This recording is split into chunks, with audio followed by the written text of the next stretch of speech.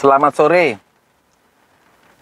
Mungkin kita pernah menderita ya nyeri pada perut ya, pada pinggang yang disebabkan karena batu saluran kencing.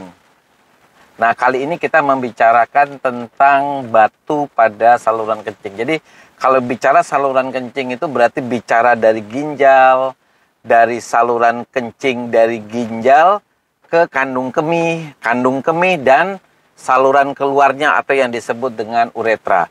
Jadi batu bisa terbentuk di sepanjang saluran kencing itu. Nah, biasanya batu ini menimbulkan nyeri yang hebat. Baik bisa juga berupa rasa tidak enak pada daerah pinggang sampai nyeri yang hebat sampai pasiennya terguling-guling. Tapi bisa juga memang orang menderita batu ginjal tanpa keluhan apapun kalau ukuran batunya kecil atau tidak terjadinya sumbatan sama sekali pada daerah ginjalnya. Nah, yang biasanya menimbulkan keluhan kalau terjadi sumbatan pada aliran air kencing atau terjadi pembengkakan daripada ginjal. Begitu juga kalau batunya berjalan dan ukuran batunya cukup besar, itu biasanya menimbulkan keluhan pada nyeri yang hebat pada daerah perut kita. Nah, kalau kita bicara batu ginjal itu kan biasanya terbentuk dari bahan-bahan seperti kalsium, fosfor, kemudian asam urat, kemudian asam oksalat. Jadi bahan untuk membentuk batu itu berasal ternyata dari makanan ya. Nah, karena faktor-faktor tertentulah batu itu bisa terbentuk. Misalnya batu terbentuk karena kebiasaan kita menahan buang air kecil, ya. Jadi teman-teman yang suka menahan buang air kecil mungkin saja bisa menjadi terbentuk batu, apalagi memang kecenderungan makan makanan yang memiliki bahan dasar pembentuk batu. Nah, kemudian mengkonsumsi makanan atau minuman yang condong untuk membuat air kencing kita bersifat asam. Misalnya apa? Minuman yang bersifat asam, yang seperti misalnya kopi, kemudian teh yang pekat.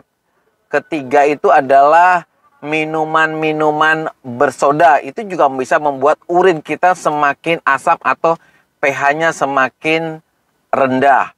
Vitamin C dosis tinggi juga bisa mengakibatkan keasaman urinnya bertambah atau pH-nya bertambah kecil. Nah, sedangkan minuman-minuman tertentu itu justru membuat pH-nya semakin tinggi atau semakin basa. Misalnya, kalau kita mengkonsumsi air minum atau ada minuman tertentu yang kita lihat di swalayan yang disebut dengan minuman yang ada angka 8 positif, itu adalah minuman dengan pH tinggi. Artinya kalau kita minum minuman ini, maka keasaman air kencing kita juga semakin berkurang sehingga pembentukan batunya bisa dicegah. Begitu juga dengan obat-obat penghancur batu, kebanyakan adalah bekerja dengan cara mengurangi keasaman urin sehingga pembentukan batu bisa dicegah. Jika kita misalnya menderita batu saluran kencing, biasanya kita kan menggunakan obat-obat pertama penghilang nyeri. Penghilang nyeri baik yang dijual bebas di pasar, kemudian obat yang bisa membuat relaksasi daripada otot-otot saluran kencing kita. Kemudian yang ketiga, pasti disarankan untuk mengkonsumsi air yang banyak, jangan menahan buang air kecil. Nah, jika batunya tidak bisa keluar, mungkin karena ukurannya yang demikian besar, biasanya kita melakukan pengobatan bahkan dengan cara operasi atau dengan cara sinar yang disebut dengan ISWL. Nah, apa yang harus dioperasi dan apa yang bisa melakukan tembak dengan ISWL, biasanya ukuran batulah yang dijadikan standar patokan. Untuk mengukur batu besarnya atau untuk mengetahui seseorang menderita batu saluran kencing, kita biasanya melakukan pemeriksaan misalnya dengan USG. Kemudian dengan CT scan, kita melakukan pemeriksaan air kencing, kemudian Bahkan kita bisa melakukan pemeriksaan darah jika kita curiga penggunaan adanya batu ini sudah menimbulkan komplikasi ya. Jadi komplikasi apa saja yang bisa terjadi kalau orang menderita batu ginjal adalah pertama terjadinya sumbatan. Ya, kalau terjadi sumbatan bisa terjadi infeksi, bisa terjadi hidronefrosis. Kalau hidronefrosisnya demikian cukup besar dan lama, nah itu yang bisa menimbulkan kerusakan pada ginjal kita yang biasanya terjadi peningkatan daripada urium kreatinin yang bisa dilihat dengan darah. Lalu bagaimana kita mencegah supaya batu ginjal ini tidak terbentuk? Pertama, habit ya, kebiasaan kita.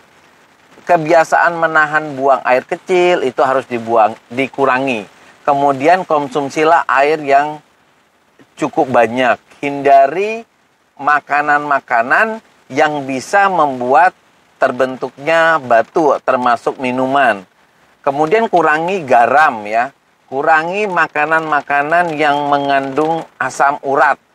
Kemudian kebiasaan kalau kita berolahraga, konsumsi air yang cukup. Kadang-kadang keadaan-keadaan seperti dehidrasi juga bisa membuat terbentuknya batu ginjal. Nah, inilah rekan-rekan cara tipsnya dari dokter bagaimana kita bisa mencegah terbentuknya batu saluran kencing, kemudian bagaimana kita mendiagnosanya, kemudian bagaimana terapinya. Jadi terapi itu bisa dilakukan di rumah, sampai kalau memang batunya tidak ada perbaikan, kita bisa melakukan atau berkonsultasi dengan dokter bedah untuk dilakukan tindakan-tindakan medis yang lebih tinggi. Bye.